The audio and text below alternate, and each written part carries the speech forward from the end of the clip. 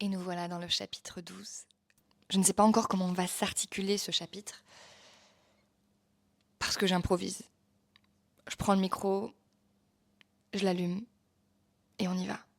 C'est ce que je fais depuis le début de ce podcast, et en tout cas, il y aura beaucoup plus de structure à l'avenir, ou beaucoup plus de pistes, parce que j'ai envie de vous apporter des choses, j'ai envie de vous transmettre des choses, j'ai envie d'être celle qui a transcendé ce que vous êtes en train de vivre, qui vous donne les clés et qui vous accompagne.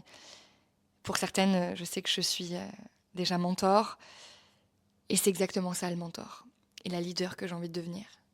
C'est vous montrer que qu'importe les cartes qui nous ont été distribuées, qu'importe le jeu qu'on a joué jusque-là, qu'importe l'histoire qu'on s'est racontée, il n'est jamais trop tard pour gagner la partie. Réécrire l'histoire et surtout écrire son histoire. Fin février 2018, je rentre en France. Quelque chose me souffle, me dit.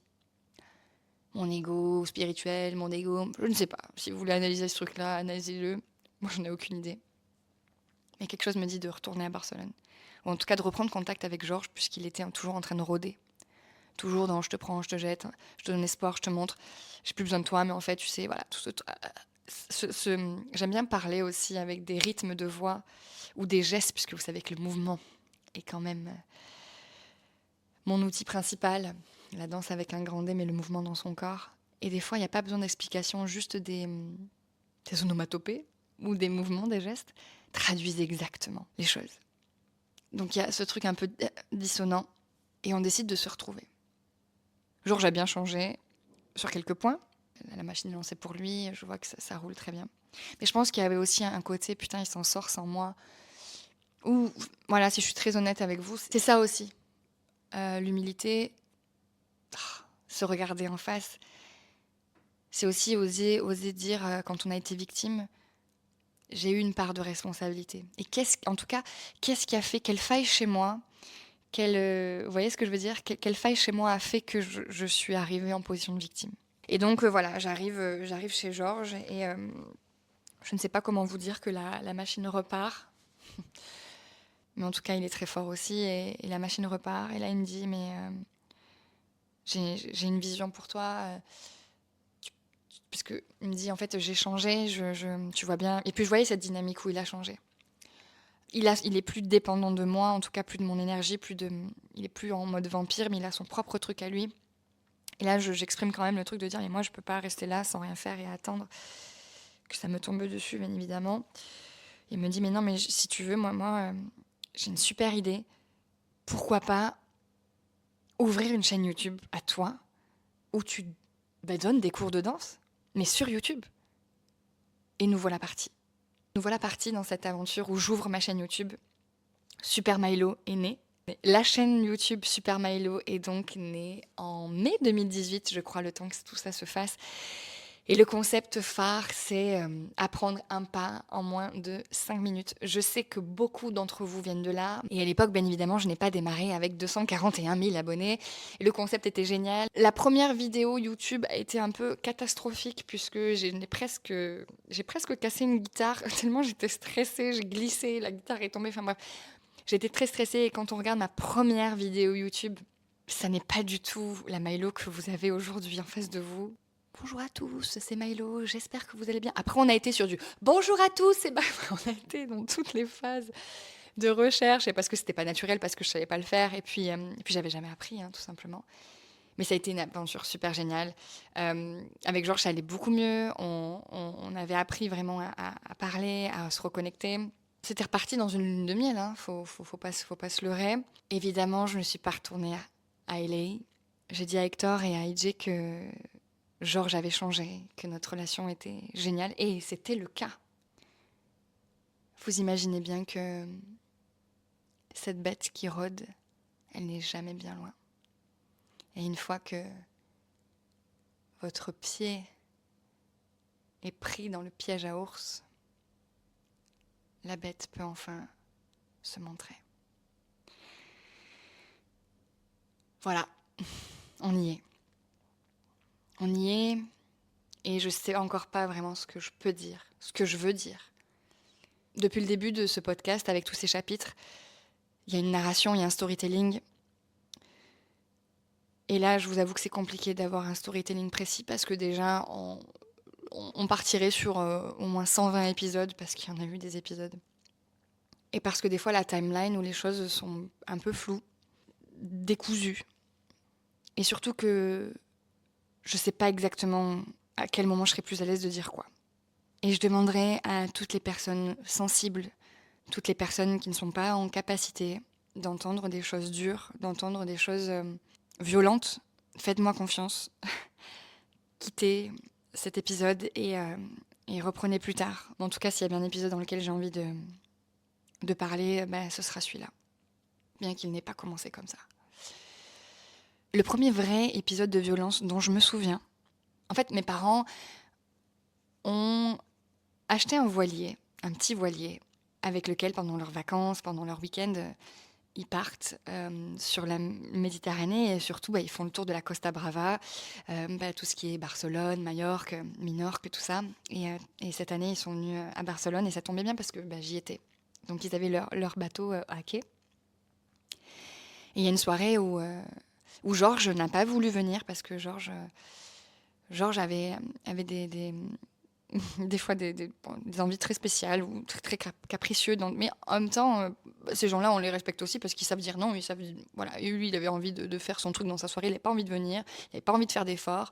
Parce que ces gens-là, en fait, ont aussi une dissonance au niveau de l'aspect social et de la sociabilisation. Il y a quelque chose de l'ordre de la dyspraxie, pour ceux qui connaissent le terme. On ne sait pas trop comment réagir avec les autres et interagir, ce qui est acceptable, pas acceptable. Il y a quelque chose d'un peu de décousu. Et donc, je vais faire passer ma soirée avec mes parents, avec leurs amis aussi. On rit, mais c'est pas possible comme on rit. Mon beau-père qui est l'inverse des tempéraments des femmes de ma famille, c'est-à-dire nous très directrices, très contrôlantes, très papa. Ma mère est très papa, très solaire, besoin de contrôler quoi, une maman, tu vois, une maman qui sait ça on le fait comme ça on le range comme ci, talala. Et mon beau-père, c'est une patte. On en reparlera quand on parlera de beaux-parents, et on rit. Lui, il serait pop. Ils me remettent dans le taxi pour rentrer chez moi et je rentre à l'appart avec cette joie et tout ça. Et sauf que Georges avait une culpabilité de ne pas être venu, ou en tout cas était pas content que moi j'étais dans cette joie et que j'avais pu peut-être m'amuser sans lui. Je ne sais pas, on n'a peut-être pas trouvé d'excuses. La dispute s'enclenche et c'est la première fois que je me prends une gifle énorme. Une gifle où je vois les étoiles. Et là, je me dis, mais qu'est-ce qui se passe, quoi? Que se passe-t-il? Je m'enferme dans les toilettes. Je pleure, je hurle. Je lui dis de partir, que j'ai peur. Donc, je lui dis que c'est fini, que je veux plus le voir et tout. Et puis, pendant toute la nuit, il essaie d'interagir avec moi. Il m'empêche de dormir. Partout où je vais, il va. Donc, il y a vraiment ce truc. Tout au long de notre relation, il y avait ça, en fait. C'était que je pouvais pas aller dans une pièce sans qu'il soit là, sans qu'il m'attrape, sans que, surtout dans les disputes, il y a vraiment ce truc où j'étouffais, j'avais plus aucune liberté, j'avais plus aucune... mon espace, mon oxygène était bouffé, ma vitalité était grappillée. Et là, je me dis, non, mais il faut que je sorte de là, bref, je fais mes affaires, je pars, je remets toutes mes affaires sur le bateau de mes parents. Mes parents me disent, mais qu'est-ce qui se passe? Et puis au final, il y a quelque chose qui fait que ça y est, c'était enclenché, la relation toxique était enclenchée. Il vient me rejoindre, il s'excuse, il pleure auprès de mes parents. Et je suis désolée, ça n'arrivera plus, forcément. Je lui pardonne. Je retourne, j'avais pris toutes mes affaires sur le bateau à 6h du matin. On reprend toutes mes affaires à midi, boum, on repart. Sauf que c'était la première d'une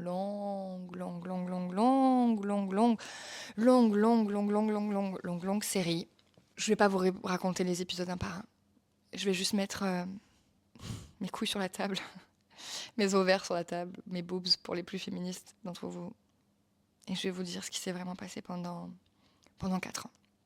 Pendant 4 ans, j'étais humiliée, rouée de coups, mais pas seulement tous les jours. Parce que pour moi, être femme battue, c'était un mari qui est alcoolique et qui, d'un coup, prend la ceinture et tape sa femme tous les soirs ou au moindre truc. Genre, j'avais une grande appétence sexuelle. Et dès qu'il était frustré sexuellement, c'était horrible à tel point que je devais obéir à ses moindres de ses désirs tout de suite. Et quand je vous dis ces désirs, c'était des désirs tellement malsains. Des déviances qui me faisaient même peur et auxquelles je ne voulais pas répondre.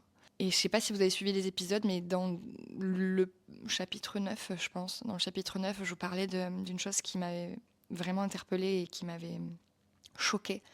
C'est qu'en fait, pour la première fois, Georges voulait que je regarde absolument des vidéos porno et des vidéos de femmes avec des hommes et de points à plusieurs, etc. Et en fait, moi, j'étais pas préparée à ça. C'était pour moi d'une violence. Moi, j'ai une grande ouverture d'esprit et je respecte, attention, tous les gens qui font ça en consentement, consenti. Bon, et j'ai pris ça d'une violence extrême puisque j'avais pas connaissance de ça. Et j'étais forcée déjà dans un premier temps à regarder ces vidéos-là. Et j'étais forcée à assouvir ces fantasmes-là. Pendant 4 ans, j'ai été amenée à avoir des relations sexuelles avec d'autres hommes qui avaient le visage bandé, qui ne savaient pas qui j'étais, qui pensaient que c'était un jeu dans notre couple. Sauf que si je ne répondais pas à tout ça, en fait, Georges me menaçait de se suicider. On habitait au 6e étage d'un énorme building avec une hauteur sous plafond de plusieurs mètres. Donc 6e étage, c'est pas un 6e étage conventionnel, c'est ce que j'essaie de vous expliquer. Et une fois, comme Georges se sent très frustré, il s'est mis les 2 pieds à la fenêtre. Et ça a duré, je ne saurais pas vous dire, mais par exemple de 3h du matin à 10h du matin. Ou dès que je faisais un faux mouvement pour aller chercher mon téléphone pour appeler du secours, il menaçait de sauter. Ça peut paraître vraiment farfelu, hein, ça peut paraître complètement fou de dire mais c'est énorme, mais comment quelqu'un peut rester autant de temps au bord d'une fenêtre? Ça se passe pas vraiment comme ça. Et je me rappelle qu'à un moment donné, je sais pas ce qui se passe, je tourne la tête et je ne le vois plus. En tout cas, c'est le souvenir que j'en ai et je m'approche fébrilement de la fenêtre en me disant tu vas le retrouver éclaté au sol. Je pensais au choc psychologique que j'allais avoir, mais je pensais aussi au choc psychologique qu'allaient avoir tous ces gens qui allaient tomber sur ce bout de chair éclaté au sol. Et j'avance fébrilement jusqu'à ce que j'entende la chasse d'eau se tirer. Je me tourne, en fait, il est allé aux toilettes. Mais je peux pas vous dire comment ça s'est passé, je vous jure, je peux pas vous le dire. Et ces demandes n'étaient pas qu'avec des hommes. Bien évidemment, il y a eu avec des femmes, surtout Géraldine, son ex, et elle qui était sous une emprise totale. Hein, je ne peux pas l'incriminer parce que moi aussi j'étais sous une emprise totale, à tel point qu'à un moment donné tu ne sais plus. J'ai fait mon deuil de tout ça, attention. Et surtout que je devais faire semblant que j'aimais ça, parce que sinon j'avais droit à des menaces, des coups, des menaces de suicide de lui, enfin de lui suicide forcément, mais des menaces, des nuits à ne pas dormir, des nuits à me bouffer le cerveau, des nuits à me dire que je suis pas comme si je passais comme ça et que voilà. Donc il fallait vraiment que ce soit convaincant, parce que comme je vous dis, il y a de la honte. Mais aujourd'hui, la honte, elle doit changer de camp. J'ai fait mon deuil, hein, c'est sûr que c'est difficile de parler de ces choses-là et ça sera toujours difficile. Mais aujourd'hui, je lève la tête et j'ai plus peur. Il y a même des soirs où il était très demandeur, pas que dans des choses à plusieurs, mais même tout seul. Hein. Je vous passe tous les détails, mais il y avait des fantasmes, il fallait être dans du trash talk quand on avait des relations, il fallait que l'histoire soit très plausible et que j'y croie et que j'y mette du cœur et qu'il fallait vraiment qu'il soit ça transparent pour lui, pour qu'il croie que c'était mon fantasme à moi. Dès qu'il me sentait fébrile ou quoi, paf, je devais recommencer du début. Pendant l'acte, hein, des fois ça durait plusieurs heures. Des fois où j'avais pas envie, en fait, Géraldine venait chez moi. Ils avaient des relations tous les deux, quoi. Et moi, j'étais dans le salon. Et le pire, c'est que j'étais soulagée. Ils font leur truc et puis moi, je peux être dans le salon en train de regarder ma série ou en train de colorier. Je me sentais tellement nulle. Je pensais que j'étais qu'une merde. Ce qui m'a aidée, c'est cette petite flamme, cette petite étincelle. Je sais pas comment vous dire, mais quand on parle de viol, on pense à... Enfin, moi, personnellement, je pensais à... dans la pénombre d'une nuit, une femme qui marche toute seule et se fait tirer par les cheveux. Enfin, et je pensais pas du tout au viol conjugal. Je n'en avais aucune idée, je ne pensais pas. Pour moi, c'était normal, c'était mon devoir. Et ce qu'il disait, c'était que c'était mon devoir de femme envers lui. À tel point que des fois, il me disait, s'il te plaît. Je dis, bon, ben vas-y, fais ce que tu as à faire. Et puis, mais sur le moment, y a pas tous les... J'étais pas... j'allais pas dire si malheureuse, c'est pas ça. Mais comme j'étais en mode survie, sur le coup, j'étais pas consciente de la gravité des choses. Je tenais les choses à bout de bras parce que je me disais, je n'ai que ça. Je pouvais pas travailler, on ne laissait pas trop l'occasion. Bien sûr qu'on a toujours le choix dans la vie, mais vous imaginez bien que dans l'état psychologique faible dans lequel j'étais, c'était compliqué. Un qui-vive constant sur un jour ça va, je trouve que ça va pas, un jour il est en colère, un jour... Donc forcément, j'avais aucune énergie. Et tout l'argent que je gagnais sur YouTube allait sur son compte en banque. Alors oui, des fois, il me faisait des virements pour que je puisse faire des courses, pour que j'étais quand même indépendante. Et il y a quand même eu des périodes entières, des mois entiers où il n'y avait plus tout ça. Notamment le jour où on a émis l'hypothèse qu'il soit sur une maladie du spectre qui est la bipolarité. On est parti au ski et arrivé là-bas, il était euphorique de voir la neige. Mais c'est même pas euphorique, c'était hystérique. Et le soir à table avec tout le monde, je reçois un message d'un ami youtubeur qui m'a vu faire des cookies ou je sais pas quoi, m'a vu faire un truc. Parce que oui, j'avais toujours ma chaîne YouTube, je faisais plein de trucs sur YouTube, donc ça me gardait en... Si vous voulez, j'avais un masque de ça va bien qui m'aidait en fait à me dire mais ce n'est pas que noir. Là, je le raconte le bloc noir d'un coup, donc c'est sûr que vous prenez une vague de dans la tête et que dit comme ça, c'est sûr que ça aurait l'air d'une vie horrible qui était maquillée avec des choses qui allaient bien. Et donc je reçois ce message et là je vois le visage de Georges se déformer qui lit par-dessus mon épaule et qui me dit dans l'oreille on va aller parler toi et moi. Et donc je me lève dans un premier temps et déjà devant tout le monde il me met un coup de pied dans le mollet. Personne, les gens du restaurant ne disent rien, il y a des gens qui me regardent comme ça et tout ça. Et là je me prends t'es qu'une grosse pute, qui c'est ce mec, bref, je vous passe les détails. Tu retournes à table et tu leur dis que t'es fatiguée et tu vas te coucher. Je suis à table et je sais pas comment dire ça aux gens parce que les filles qui étaient là, ah demain c'est trop cool, on va skier, tout ça. Là j'écoute, écoutez, je me sens pas très bien, je vais rentrer dans ma chambre et je m'en vais dans le bruit sourd de la nuit enneigée pour gagner l'hôtel. Et au bout d'une minute, j'entends les pas de Georges derrière moi. Et là je me dis putain, ok. Il m'attrape à la gorge. Moi, je vous passe les détails de tout ça. J'appelle une amie en pleurs qui est témoin de la scène, mais qui est impuissante, vraiment. Et après, je dis, écoute, je m'en vais, je peux plus là, je m'en vais. Donc, je vais à la réception, je commande une navette pour le lendemain pour m'amener à la gare. Et lui fait des allers-retours entre la réception et la chambre pour vous connaissez le sketch, vous avez compris. Bref, la navette arrive à 6h du matin, je pars, j'arrive devant le train. Et là, je reçois des messages de Georges. Georges qui me dit qu'il a pris la voiture et qu'il est parti dans les hauts des montagnes et qu'il s'est jeté. Il s'est jeté, qui regrette, qui pleure et que dit à ma famille que je les aime. Il y a une lettre pour toi dans un coffre-fort. C'était tout le temps ça. Il y a une lettre pour toi dans un coffre-fort. Mais à la fois, c'était tellement bien fait que quand t'es dedans, tu y crois. Et surtout, t'as peur. T'as peur pour la personne. J'avais plus peur pour lui que moi. J'avais peur de le perdre, mais surtout j'avais peur qu'il se coupe la vie et d'en être responsable aussi, d'avoir une grande culpabilité. Surtout que dans ses proches, il y a quelqu'un qui est passé à l'acte et que on sait que c'est possible, du coup. Et donc Georges me dit qu'il a sauté, qu'il voit justement ce proche décédé, qui lui parle. Et là, j'appelle ma mère et ma mère me dit rentre dans ce train. Tout le long du trajet pour rentrer à l'appartement, je reçois des messages. Moi, affolée, paniquée, j'appelle les gens qui étaient avec nous au ski et je leur dis mais appelez les urgences, envoyez un hélicoptère. Et là, on me répond non, mais on a l'habitude, t'inquiète pas, hein, il le fera pas. Et moi, je suis paniquée, mais personne ne veut m'écouter, personne ne me croit. Comment J'arrive après métro, train, bus. J'arrive à l'appartement, je mets les clés, j'ouvre la porte et je retrouve Georges accoudé à la fenêtre. J'ai cru vivre un film. De toute façon, ma vie était peut-être un film. Et là, je sais plus exactement ce qui s'est passé, mais en tout cas, ma mère arrivait, parce que ma mère a dit j'arrive dans 4 heures, je suis là. Mais attention, ma mère ne savait pas toutes ces violences, tout ça. Elle savait juste là ce qui s'était passé, mais je préservais tout le monde de ça parce que j'avais honte déjà. Le plus gros point, c'est que j'avais honte. Je me disais, mais ça va changer, c'est sûr, ça va changer. Donc je veux pas qu'ils aient cette image-là de lui parce que ça va changer, je le sais. Et quand ça va changer, je veux pas qu'il y ait un... Bref, vous avez compris dans quel état psychologique j'étais. Et là, quand ma mère est arrivée, ma mère lui a dit, écoute, Georges, je pense que tu as un problème psychologique, psychiatrique.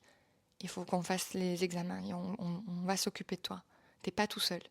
Et en fait, Il s'est trouvé dans une position où il pensait que ma mère allait le laminer. Là, il avait une posture un peu de chien battu qui avait peur, même peur de moi. Je pouvais même pas l'approcher. J'avais essayé de lui faire un thé, de m'occuper de lui, parce que du coup, bah oui, vous vous retrouvez dans un état psychologique où d'un coup, vous êtes victime, bourreau, sauveur, enfin, triangle de Cartman, dont on parlera bien après dans ce podcast. Et donc, on a commencé à partir de ce moment-là à faire des examens et en tout cas des recherches sur l'état psychologique. Psychotique, tiens, c'est un lapsus. Psychologique de Georges. Évidemment, la piste qui est arrivée, c'était la bipolarité et je n'ai pas voulu intervenir. J'avais pas envie qu'on croie que c'était moi qui voulais qu'il prenne des médicaments ou quoi que ce soit. Donc on lui a prescrit, en tout cas notre médecin lui a prescrit des stabilisateurs d'humeur. Et ça, ce sont des traitements qui fonctionnent sur n'importe quel humain de cette planète. Ça régule les humeurs, point barre. Effectivement, selon le dosage, après il faut trouver le bon dosage, c'est assez long.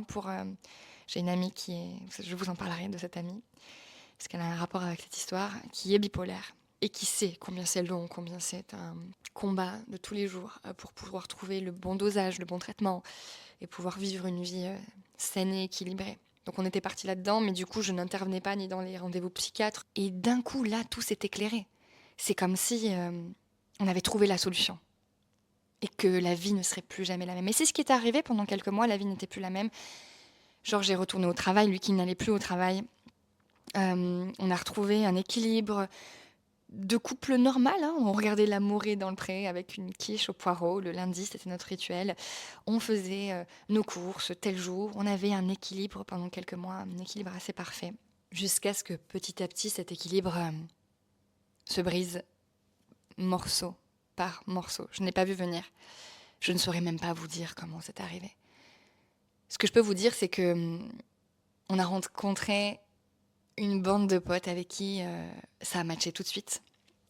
Une bande de potes avec qui on vivait des soirées extraordinaires. Donc c'était génial parce qu'on n'était plus que tous les deux. Cette histoire de bulles, tu vois, de trucs de dépendance de l'un et de l'autre, on n'était plus que tous les deux. On avait des amis qu'on voyait très très souvent. On faisait beaucoup la fête, énormément la fête. Et donc je vais clore ce chapitre avec tout ce qu'il a contenu, toutes ces violences, toutes ces choses, jetées un peu comme ça. Et c'est la première fois que j'en parle publiquement. C'est la première fois que je lève ma voix. Je sais que c'est pas la dernière, mais c'est juste que c'est un peu décousu. C'est un peu tremblotant, c'est un peu challengeant, pas difficile parce que je n'en ai plus honte. J'en suis pas. C'est pas une fierté, mais il y a quelque chose en moi qui me dit t'es une putain de meuf. Et si je vous raconte tout ça, j'ai besoin de parler pour prévenir. J'ai besoin de parler pour guérir. J'ai besoin de parler pour qu'on comprenne mon pourquoi, ou en tout cas que vous sachiez d'où je viens. Qu'il n'y a pas que ce sourire et cette vitrine solaire.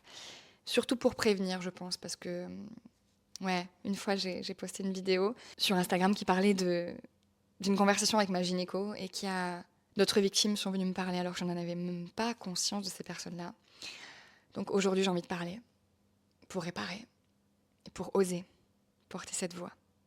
On se retrouve dans le prochain chapitre. Prenez soin de vous et surtout n'oubliez pas, il n'est jamais trop tard pour que ce soit le jour